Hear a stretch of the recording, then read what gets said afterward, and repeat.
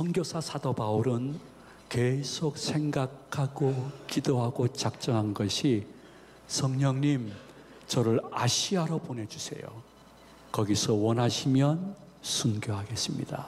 그것이 그의 기도 제목이었습니다. 근데 성경이 완전히 완성되기 전이기 때문에 하나님이 때로는 환상 중에 자신의 뜻을 지시했는데, 그렇게 기도하는 사도 바울에게 성령님이 찾아오셔서 환상 중에 아시아 아니야 하면서 마게도니아의 환상을 보여주었습니다. 로마로 들어가 유럽을 선교하라는 것이었습니다. 이렇게 그분이 강권해서 지정해 주자 사도 바울은 그 후 성경 어디를 보더라도 아시아를 위해서 계속 생각하고 기도한 흔적이 전혀 없습니다. 성령님이 강권하고 지정하셨으면 그분의 뜻대로 저는 이유는 알 수 없으나 순종하며 마게도니아로 가겠습니다 하면서 로마로 들어가는 장면이 성경 속에 기록되어 있습니다. 들어가 보니까 성령님이 그렇게 한 뜻을 알게 되었습니다. 아시아는 소도로 협착한 곳이라 복음이 천천히 전파될 수밖에 없는데, 강권에서 지정해서 간 로마는 모든 도로가 로마로 통할 정도로 고속도로가 많아서 복음이 신속하게 전파될 수 있는 선교적 모든 베이스를 준비하시고 사도 바울을 변경해서 로마로 보내는 것이었습니다. 그러므로 여러분들이 우리와 똑같은 삶을 살고 있지만은 신앙적으로 봤을 때 선교사님을 뵐 때에 혹은 목사님이나 전도사님을 배울 때 그분들이 원해서 선교사를 가거나 그 선교지를 갔다고 생각하면 안 됩니다. 우리 교회 모든 젊은 교역자들을 보면서 저분들이 원해서 우리 교회 목사님, 전도사님으로 온 게 아닙니다. 성령 하나님이 강권하시고 지정해서 우리 교회에 오신 주님의 종이요 하나님의 사자인 줄로 믿으시기 바랍니다. 그러므로 선교사님들은 그렇게 강권함으로 떠난 파송된 선교사님이고, 우리는 그렇게 성령의 명령에 순종해서 떠난 선교사님들에게 기도나 혹은 물질이나 혹은 단기 선교로 그분들과 아름다운 동행을 하는, 우리는 보내는 선교사인 것입니다. 성령 하나님은 부족하지만 저도 이 교회로 인도하셨고 여러분들도 이 교회로 인도하셔서 성령님은 저를 통해서 여러분들에게 삶과 신앙에 유익한 것을 전달하고 꼭 배워야 될 것을 때로는 쓴 약이라도 먹이는 것입니다. 이사야 선지자는 말하기를 보혜사 성령님은 부족하지만 저를 통해서 이 시간에 여러분들이 기독교인으로서 마땅히 행해야 될 것을 인도하시는 주님이라고 1.1액이라도 가감치 못할 하나님의 말씀이 증거하고 있는 것입니다. 그러므로 우리의 마음속에 1년 동안 신앙 농사 지금 연초에 잘 준비하면서 기억해야 될 것은, 선교사님이든지 우리 교역자분이든지 너무 슬픈 마음이나 힘든 마음, 억지로 하는 마음으로 하지 않고 기쁜 마음으로 이 사역을 할 수 있도록 아름다운 동행하는 것이 결국에는 여러분들에게 유익이라고 말씀하고 있습니다. 그러므로 할 수 있거든 여러분들이 선입관을 버리고요, 내 믿음은 내가 관리하는 것입니다. 누가 다른 사람이 관리하는 거 아닙니다. 여러분들이 내 자신을 마음 전쟁에서 잘 관리해야 될 것은, 나에게 때로는 유익한 것을 혹은 책망을 혹은 바르게 함을 혹은 마땅히 가야 될 길을 가리키는 분들과 할 수 있거든 좋은 마음으로 동행하는 것이 결국 여러분과 여러분의 신앙과 여러분의 자손과 여러분의 건강과 여러분들의 생업에 유익이 된다는 이 말씀을 기억하시면서 순종이 제사보다 낫다는 말씀을 방언으로 받을 수 있는 이 시간 되시기를 축원해 드립니다. 그런데 이렇게 선교사로 파송이 되어서 성령님이 지정한 곳으로 가신 선교사님들에게는 그 현장에서, 그 지역에서 동역자를 하나님이 허락해 주십니다. 그래서 그와 함께 복음을 편만하게 전파할 수 있도록 길을 열어주신다는 것이죠. 이 말이 무슨 뜻일까요? 빌립보 지방에 사도 바울이 강권에서 지정하심으로 갔습니다. 아무도 아는 사람이 없었습니다. 그래도 회당 정도 하나는 있겠지. 그래서 그 회당에서 주일날 예배하고 말씀 증거해야 되겠구나 했는데, 빌립보 지방에는 회당이 한 개도 없었고 그냥 강가에 여자들만 있는 것이었습니다. 원래 그 당시의 율법으로서는 우리와 같은 이러한 예배당, 회당이 형성이 되기 위해서는 신실한 하나님을 믿는 10명의 남자가 있어야 회당으로 인정받는 시대였기 때문에 여자들만 있어가지고는 되지 않았습니다. 지금 상황하고는 다르니까 여자분들이 이해해 주시면 좋겠습니다. 그래서 사도 바울이 그래 우리가 기도하면서 아버지 하나님, 오늘 어느 곳에서나 예배를 드리고 그리고 말씀을 강론하고 서로 중보기도 할 수 있는 사람들을 만나게 해주시옵소서. 기도하고 나갔는데 강가에서 여자들을 만나게 하시고 그 중에 루디아라는 여인의 마음을 성령님이 활짝 열어주셔서 바울의 예수님에 대한 말씀을 듣게 하심으로 말미암아 빌립보 교회가 세워지는데 그들이 개척 멤버가 된 것입니다. 루디아라는 여자는 누구일까요? 루디아는 그 당시에 루디아 사장님, 루사장님 이렇게 항상 호칭을 받았습니다. 왜냐하면 루디아는 그 당시로는 굉장히 값비싼 자색 염료로 옷감을 만들어 파는 장사를 하고 있었습니다. 이거 엄청나게 그 당시에는 어려운 기술이었다고 합니다. 그 자색 염료로 옷감을 아주 사람들 마음에 혹할 수 있는 색깔로 잘 옷감을 만들어 파니까 얼마나 돈을 잘 벌었는지 모릅니다. 근데 루디아는 빌립보뿐만 아니라 장사 때문에 이곳저곳 이 도시 저 도시를 출장을 많이 다녔는데 유대인들이 모여있는 도시에도 자주 출장을 가서 그들이 이야기하는 하나님에 대해서 듣게 되었습니다. 가만히 듣다 보니까 하나님이 잡신이 아니었습니다. 진짜 하나밖에 없는 님이네. 그는 유대인이 아니면서도 그 하나님을 영접한 사람이 되었습니다. 그러나 지금도 유대인이 그러하듯이 루디아는 하나님에 대한 소식만 들었지 예수님에 대해서는 전혀 듣지 못했습니다.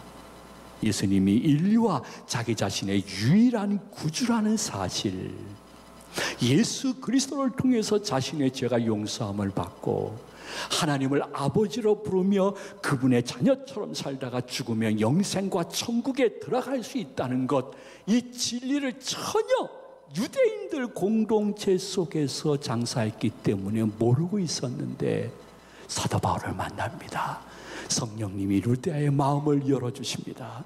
그로 인해서 말씀이 그의 마음속에 뿌려지고 주위에 있던 여인들의 마음에도 뿌려져서 그날 그들의 마음속에 예수 그리스도를 자신의 개인의 구주로 영접하는 극적 변화의 역사가 나타나는 장면이 본문에 기록이 되어 있는 것입니다. 동역자를 만난다는 것, 사도 바울은 어떻게 만났을까? 기도하다가 만난 것입니다. 여러분, 세상 일과 교회 일의 큰 차이점, 번접할 수 없는 차이점이 있다면 딱 하나가 무엇일까요? 여러분, 주님의 일을 하면서 기도하지 않고 하시게 되면 내가 하는 것입니다. 그리고 내 일입니다. 내가 영광 받으려고 합니다. 그러다가 큰 시험 듭니다. 혹시 자신의 지난 날을 보면서 목사님 말씀 맞아요, 맞아 하는 분들이 틀림없이 있을 것입니다. 그러나 기도하면서 내가 무슨 일을 시작하게 되면 내가 하는 것이 아니라 성령님이 하시는 것입니다. 하나님의 일을 하게 되어지는 것입니다. 그 결과도 하나님께 영광을 돌리는 것입니다. 그리고 하나님이 기뻐하시고 교회가 평안하고 부흥하면 나는 저 뒤에 골방에서 그냥 피곤하지만 주인이 기뻐하니까 나도 되게 기쁘네, 편안하네 하면서 푹 잠을 잘 수 있는 사람이 선한 청직이라고 하나님은 말씀하고 있습니다. 여러분, 무슨 일을 하든지 올해는 기도로 시작하셔야 됩니다. 무슨 일을, 교회 일을 하든지 주위에서 나를 너무 기쁘게 하거나 슬프게 하는 사람들에 의해서 자꾸만 마음 흔들리지 말고 계속 기도하는 마음으로, 기도하는 심정으로 하셔야 되는 것입니다. 그리고 마지막 끝까지, 아직은 끝이 아니야, 아직 끝이 아니야, 다음 주님이 주실 은혜가 있을 거야, 회복이 있을 거야, 끝까지 기도하게 되면, 여러분, 사도 바울이 루디아라는 동역자를 만나듯이 여러분도 지금 너무 불안한 그 직분을 맡고 시작을 하는데, 여러분이 기도하면서 시작하고 기도하면서 그 일하고 끝까지 기도하게 되면 여러분들도 사도 바울처럼 생각지 않았던 동역자를 만나게 되는 은혜를 체험하면서 성경이 거짓말이 아니라는 것을 간증하는 때가 있게 될 줄로 믿으시기를 바랍니다. 기도하면요, 동역자만 주시는 것이 아닙니다. 내가 변해서 내가 담대하고 용기가 생깁니다. 기도하면 여러분들에게 생각지 못했던 지혜를 그분이 주셔서 이거 내가 내 지혜로 했을까? 놀랄 순간도 생기고요. 기도하면서 주님의 일을 하게 되어지면 동역자뿐만이 아니요, 지혜뿐만이 아니요, 아버지 하나님께서 여러분 한 사람 한 사람의 그 직분을 감당할 수 있는 건강도 주시고, 그리고 물질도 주셔서 나누면서 그 사역할 수 있도록 역사하시는 하나님을 만날 수 있는 우리 저희 가족들과 시청자 모든 성도들이 되시기를 축원해 드립니다. 그러나 우리 한 가지 기억해야 될 것은, 사도 바울은 그렇게 풍요롭고 장사를 잘하는 루디아를 만나서 재정적으로도 동역했지만은, 지금의 여러분, 선교지 가보면 아는데 우리나라 꽤 잘 사는 나라입니다. 그 선교지에 있는 모든 선교사님들이 선교하는 대상들은 루디아 같지가 않습니다. 그들은 사역의 동역자는 될 수 있으나 물질의 동역자는 되지 못합니다. 단기 선교 다녀오신 분들 제 말을 충분히 이해하실 것입니다. 왜냐하면 우리나라의 빈곤은 상대적인 빈곤입니다. 누구는 너무 잘 먹고 잘 살고요, 누구는 너무 힘들게 살고요. 그래서 휴지 짚는 할아버지 할머니에게 나도 모르게 한번 힘드시죠 하고 붙잡고 끌고 가 위로의 말이라도 한마디 던지고 싶은 상대적인 빈곤입니다. 그런데 선교지에서 선교하는 선교사님들이 그 사역지, 그리고 교회에 나오는 어린아이든지 어른이든지 그들은 다 절대적인 빈곤입니다. 서로가 다 빈곤입니다. 그러므로 교회에서 그것이 협력 선교사님이든 파송 선교사님이든 보내게 되어지면 선교비를 보내야 되잖아요. 아무리 많이 보내도 남는 것은 없습니다. 자, 한번 유심히 생각해 봅시다. 자, 선교사님이 우리가 선교 자금을 보내잖아요. 그럼 먼저 그 많은 교회들과 혹은 유치원 혹은 학교 혹은 작은 진료실 이런 것들을 매달 운영하는 운영비로 써야 되는 것입니다. 그러다가 아이고 나도 우리 가족이 있는데 해서 생활비도 써야 되는 것입니다. 동시에 거기에 있는 모든 교인들이 절대적인 빈곤 속에 있기 때문에 그들에게 혹 간식 한 번, 식사 한 번, 주일날 대접하는 것도 선교사님이 해야 되는 것입니다. 놀랍도록 하나님이 은혜를 주어서 교회가 하나를 세웠고 둘, 셋, 넷, 5교회를 세웠는데 수년에 걸쳐서 전도사님, 목사님을 키워서 맡기게 되어지면 그들의 생활비와 그 교회의 운영비를 역시 선교사님이 또 잘라서 드려야 되는 것입니다. 물론 이것이 턱없이 부족하기 때문에 선교 현지에 있는 그 현지인 전도사님, 목사님 혹은 사모님은 항상 부업을 하나나 2개를 더 갖고 있습니다. 그래서 생활비와 이 교회를 운영하는데 교인들에게 큰 어려움이 없게끔 하기 위해서 다들 부업들을 하고 있습니다. 그러면 한번 곰곰이 생각해 보겠습니다. 그들이 얼마나 재정적인 루디아 같은 동역자가 될까? 아주 특별한 교회를 빼놓고는 불가능인 것입니다. 물론 제가 알고 있는 어떠한 선교사님은 그 열악한 지역에 기독교 대학을 세워서 청년들을 복음으로 양육하고 싶어서 끊임없이 몇 년 동안 기도했더니요, 그 기도가 응답이 됐어요. 어떻게 응답이 되어 있는 거 아니? 해외 동포신데 그 기독교인이 아버지 하나님 왜 저한테 이렇게 돈을 많이 줘요? 무슨 뜻이 있는 거예요? 가르쳐 주시면 제가 그대로 다 바칠게요. 했는데 그 선교사님하고 연결이 된 거예요. 그 기독교 대학을 세운다고 했더니 그분이 그동안 하나님이 주신 귀한 수십억을 거기에다 선교원금으로 줘가지고 그 지역에 기독교 대학이 탄생하게 된 것이에요. 근데 이건 정말 극소수의 동역자일 뿐이에요. 대부분은 어렵습니다. 그런데 몇 년 사이에 한국 경제가 참 안 좋아졌어요.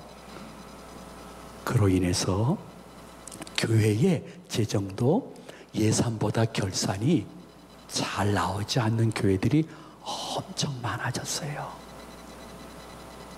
12월 마지막 주간이었는데 제가 협력 선교사님 누구랑 만나서 저녁 식사를 했어요.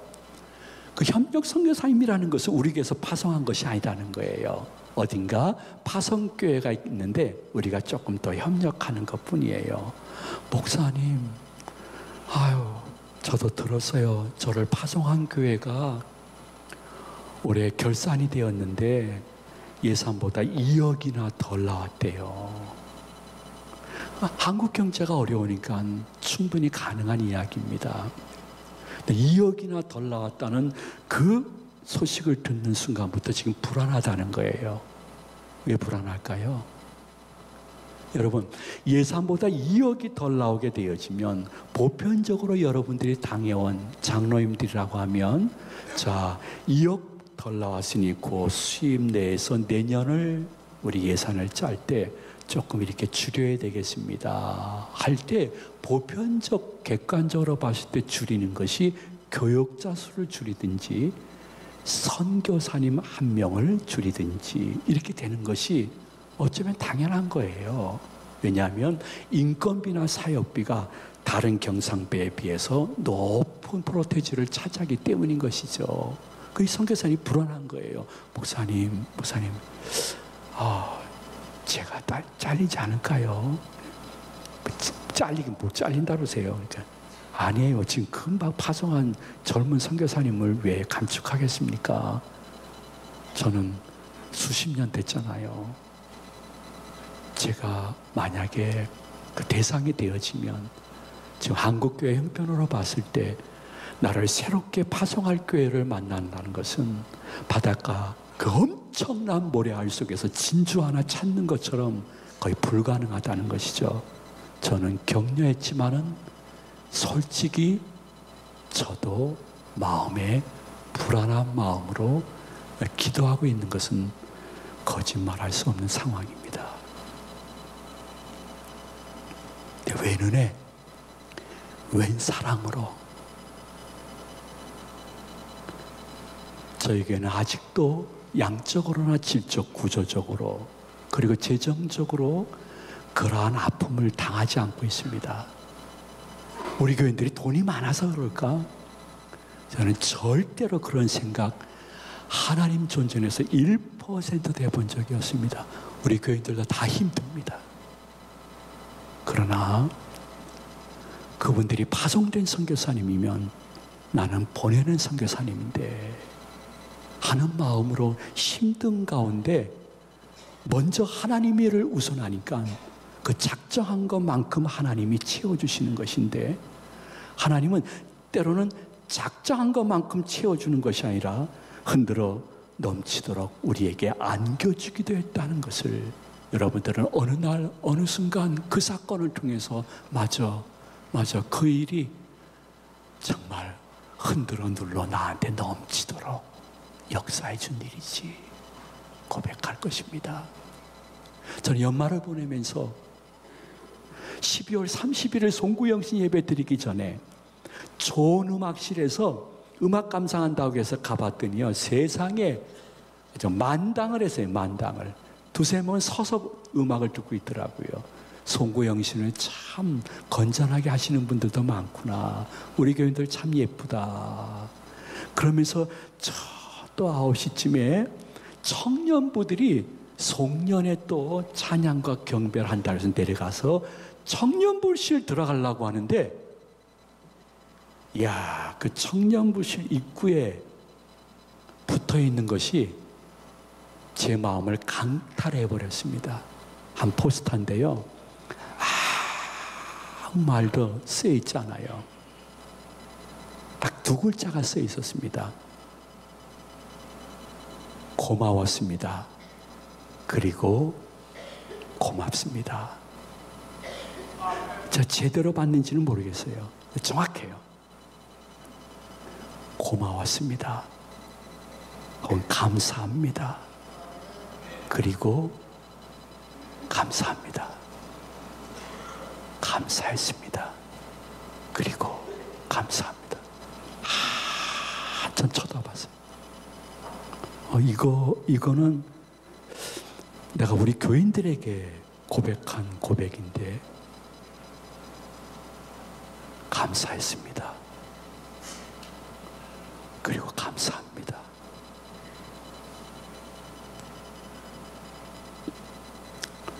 야사리판 어떻게 해서라도 교회를 무너뜨리고 교인들을 흩어지게 만드는 각종 사단과 이단의 수많은 글과 영상과 뉴스 속에서 어떻게 양적, 질적, 구조적, 재정적으로 부족함이 없었는가? 제일 먼저는 하나님께 영광이지만 동시에 감사했습니다, 성도님들. 그리고 감사합니다. 그 마음을 지금 성령 하나님이 보시는 이 시간에 여러분에게 할 수 있는 것이 또 감사라고 생각합니다. 주님의 일에 기쁨으로 동참하니까 루디아에게 사도 바울의 말씀을 듣고 그날 밤 온 집이 세례를 받고 구원을 받은 거예요. 여기서 집이라는 단어는 그 당시에 집 식구들도 의미하지만은 그 당시엔 종들이 있었거든요. 종들도 포함되는 것이에요. 그 당시에 종들이 주인과 함께 모여서 예수님의 말씀을 듣고 세례를 주인과 함께 받을 수 있다. 이거는 있을 수 없는 일인데, 아버지 하나님이 선교에 대해서 관심을 갖고 마음을 여는 루디아에게 있을 수 없는 가정의 놀라운 은혜를 주시고, 여러분, 예수님 믿고 마음이 열리게 되어지면 여러분의 집안의 대문도 열리는 줄로 믿으시기 바랍니다. 그래가지고 사도 바울과 일행들에게, 아이고, 이 빌립보에 계시는 동안만큼은요 여관 가지 마세요. 저희 집에 오셔가지고요 복음을 힘차게 전하시고 들어와서 식사하시고 편안히 회복하신 후에 내일 또 나가서 좀 복음을 전하세요. 제가 받았던 감동을 저 사람들에게도 좀 전도로 좀 알려주세요 하고 읽은 본문 마지막 절에 보니까 얼마나 신앙이 열리니까, 마음의 문이 열리니까 대문이 열렸는 거 아니, 강건하여 모시고 들어왔다는 거예요. 그러니까 사도 바울이는 괜찮아요, 저희도 숙소에 있어야 하는데, 강건해서 모시고 들어와가지고 식사할 때 우리 집을 위해서 한 번만 한 10초라도 기도해 주세요, 이런 식으로 강건한 것이에요. 그 은혜가 빌립보 지방에 그대로 영적으로 전염되어 빌립보의 첫 번째 귀한 교회가 세워져 점점 교회와 복음이 2000년 동안 서진한 것을 여러분이 아실 줄로 압니다. 그래서 우리나라, 중국, 그 다음에 중동 지역 서진에서 마지막 예루살렘으로 복음 가서 예루살렘의 구원받아야 숫자가 채워지면 예수 그리스도께서 재림하실 것을 예언을 하신 것입니다.